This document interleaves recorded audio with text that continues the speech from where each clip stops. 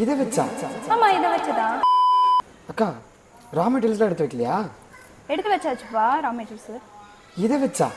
இதை வச்சு தப்பா மேக் பண்ணதுக்கு அப்புறம் பாரு எப்படி இருக்குன்னு சொல்லி. நம்மளோட ஆன்டிடானி சில்வர் ஐபினை எடுத்துட்டு இந்த இடத்துல ஓபன் பண்ணிட்டோம் அப்படின்னா இதுல வந்து நம்மளோட ஃபிளவர் சார்ம்ஸ் உள்ள போட்டுட்டு இதை லாக் பண்ணிடுவோம். அதுக்கப்புறமா நம்மளோட இம்போர்ட்டட் ஜெல்லி பீட்ஸை உள்ள போட்டுட்டு அண்ட் சேம் கலர் பிளாக் கலர்லயே நான் கிறிஸ்டல் பீட்ஸும் எடுத்திருக்கேன், அதையும் எடுத்து உள்ள போட்டுருவோம்.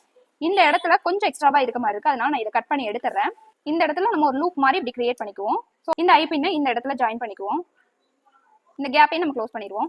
இந்த இடத்துல நம்மளோட ஃபிளவர் ஸ்பேஸரை வந்து உள்ள இன்சர்ட் பண்ணிட்டு இங்கேயும் ஒரு லூப் ஹோல் மாதிரி நம்ம ரெடி பண்ணிக்குவோம். ஸோ நான் எக்ஸ்ட்ரா இருக்கிறத கட் பண்ணி விட்டுட்டேன், நம்மளோட இந்த லூப் மட்டும் கிரியேட் பண்ணிக்குவோம்.